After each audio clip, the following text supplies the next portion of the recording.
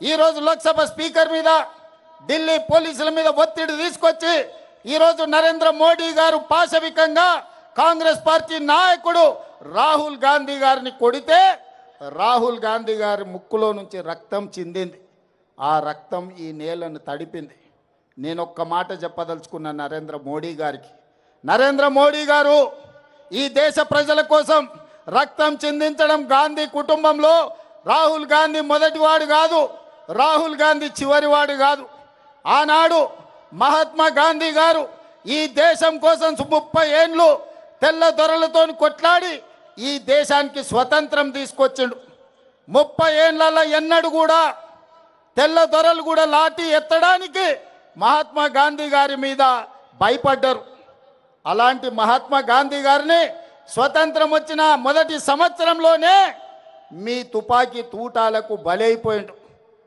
అది మీ ఆరంభం. గాడ్సే వారసులు మీరు. గాంధీజీని ఆనాడు పొట్టన పెట్టుకున్నారు.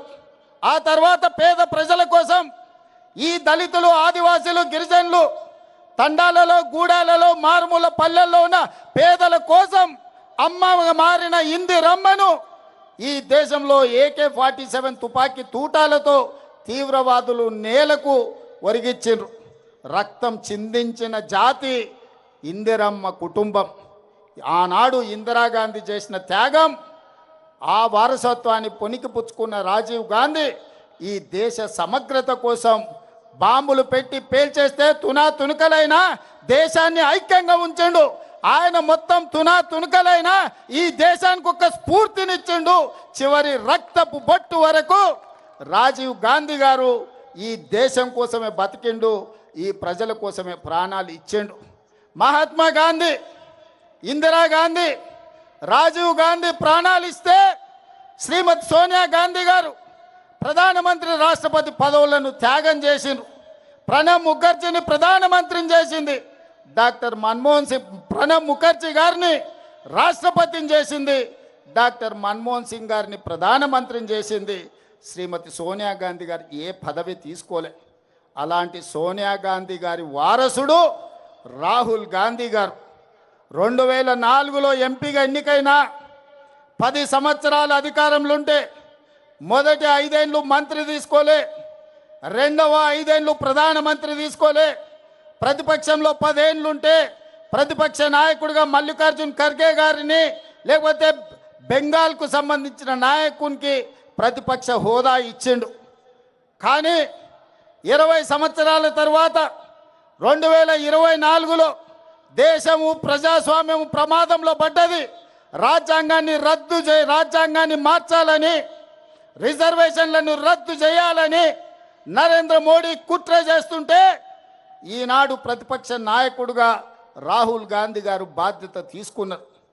మరి నేను అడుగుతున్న, ప్రతిపక్ష నాయకుడిగా రాహుల్ గాంధీ గారు చేసిన నేరమేంది, ఘోరమేంది? మొట్టమొదట ఈరోజు ఒక నేపథ్యాన్ని చెప్పాలి. CBSE 10th ఇంటర్ పరీక్షా పత్రాలు గతంలో పేపర్లు దిద్దే విషయంలో జరిగిన అవకతవకలు, కుంభకోణాలకు 2019లో ఇక్కడ ఇంటర్మీడియట్ పరీక్షలు దిద్దిన గ్లోబరీనా సంస్థ, KTR బినామీ సంస్థ ఈడ ఇంటర్మీడియట్ 2019 పరీక్ష ఫలితాలలో అవకతవకలకు పాల్పడితే 27 మంది విద్యార్థులు ఆనాడు తెలంగాణలో ఆత్మహత్యలు చేసుకున్నారు. ఆ రోజు ప్రతిపక్ష నాయకుడిగా, పార్లమెంట్ సభ్యుడిగా ఆనాటి ప్రభుత్వం మీద కొట్లాడితే కోర్టులు ఆదేశాలు ఇచ్చినాయి, గ్లోబరీనా సంస్థ మీద క్రిమినల్ కేసులు పెట్టి చర్యలు తీసుకోమని. కానీ KTR అయిన బినామీ సంస్థ, ఆయన చీకటి మిత్రులైన గ్లోబరీనా సంస్థ యజమానుల మీద క్రిమినల్ కేసులు పెట్టలేదు, అరెస్టులు చేసి జైలుకు పంపలేదు. వాళ్ళ మీద ఎలాంటి చర్యలు తీసుకోకపోను వాళ్ళు బ్రహ్మాండంగా పనిచేస్తుండ్రని వాళ్ళకి ఎక్స్పీరియన్స్ సర్టిఫికెట్ ఇచ్చిండు. ఈ సర్టిఫికెట్ను తీసుకొని 2023 డిసెంబర్ 7 నాడు మన ప్రభుత్వం వచ్చిన తర్వాత ఇక తెలంగాణలో పప్పులు ఉడకవు, నూకలు చెల్లవని గ్లోబరీనా సంస్థ పేరు మార్చుకొని కోఎంట్ పేరు మీద CBSE పరీక్షల ఫలితాలను డిజిటలైజ్ చేస్తామని, ఆ పరీక్షా ప్రశ్న పత్రాలను దిద్దుతామని ధర్మేంద్ర ప్రధాన్తోని కేంద్ర ప్రభుత్వంతో ఒప్పందం చేసుకున్నారు. ఆ టెండర్లో కేవలం వాళ్ళకి సరిపోయే విధంగా గ్లోబరీనా సంస్థకు సరిపోయే విధంగా నియమ నిబంధనలు పెట్టి సిబిఎస్ఈ పరీక్షలను దిద్దే కాంట్రాక్టు తీసుకొని అందులో అవకతవకలకు పాల్పడితే లక్షలాది మంది విద్యార్థుల భవిష్యత్తు గందరగోళమైతే పరీక్షా పత్రాలను దిద్దింది రద్దు చేసి సిబిఎస్ఈ మళ్ళీ పరీక్షా పత్రాలను మళ్ళీ దిద్దాల్సిన పరిస్థితి. దాంతో చాలామంది విద్యార్థులు ఆత్మహత్యలు చేసుకున్నారు.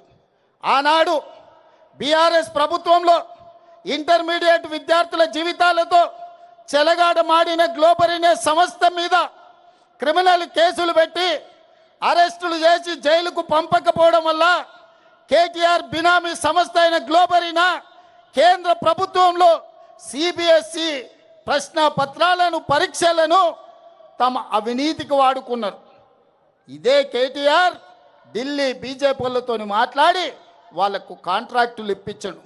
ఆ విధంగా సిబిఎస్ఈ పరీక్షలు ప్రశ్న పత్రాలను కుంభకోణాలకు పాల్పడ్డప్పుడు ఈ కోఆంట్ సంస్థను మీరు అరెస్టు చేయకపోవడము, కేంద్ర ప్రభుత్వం చర్యలు తీసుకోకపోవడం వల్ల నీట్ పరీక్షల్ని నిర్వహించే వాళ్ళకు కూడా ధైర్యం వచ్చింది, దొంగతనం చెయ్యాలన్న ఆలోచన వచ్చింది. జాతీయ స్థాయిలో నిర్వహించే నీట్ పరీక్షల్లో ప్రశ్న పత్రాలను బజార్లో పల్లి బఠానీలలా అమ్ముకున్నారు.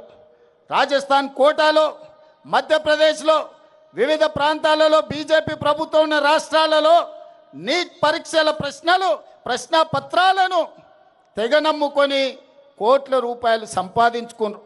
అందుకే ఇవాళ వేలాది మంది విద్యార్థులు సిబిఎస్ఈలో జరిగిన అవకతవకలు, నీట్ పరీక్షల్లో జరిగిన అక్రమాలను చర్యలు తీసుకోవాలి, కేంద్ర మంత్రి ధర్మేంద్ర ప్రధాన్ను మంత్రివర్గం నుంచి బర్తరఫ్ చేయాలి అని ఢిల్లీ వీధుల్లో వేలాది మంది విద్యార్థులు కదం దొక్కిరు. వాళ్లకు చిప్పకూడు తినిపించాల్సింది పోయి జంతర్ మంతర్ నుంచి పార్లమెంట్ వైపు నిరసన తెలుపుకుంటూ వెళుతున్న వేలాది మంది విద్యార్థులను లాఠీ చార్జులతో, బాష్పవాయు గోళాలతో ఈ విద్యార్థుల మీద పాశవిక దాడి చేసింది. ఈ దాడుల్లో ఆడపిల్లలు వందలాది మంది తీవ్రమైన గాయాలకు లోనైనరు. ఆడపిల్లలను బట్టలు చించిండ్రు, వాళ్ళ గొంతు నులిమిండ్రు. మగపిల్లల్ని తలకాయలు బలగొట్టిండ్రు, చేతులు ఇరగొట్టిండ్రు. ఇవాళ వందలాది మంది ఆసుపత్రుల్లో ఈరోజు చికిత్స పొందుతున్నారు. పదుల సంఖ్యలో విద్యార్థులు మాయమైనరు, వాళ్ళని పోలీసులు ఎత్తుకపోయినరా, బీజేపీ నాయకులు కిడ్నాప్ చేసినరా, ఈరోజు తెలియని పరిస్థితి. అందుకే ప్రతిపక్ష నాయకుడు सड़क से लेकर संसद तक लड़ाई जारी रहेंगे।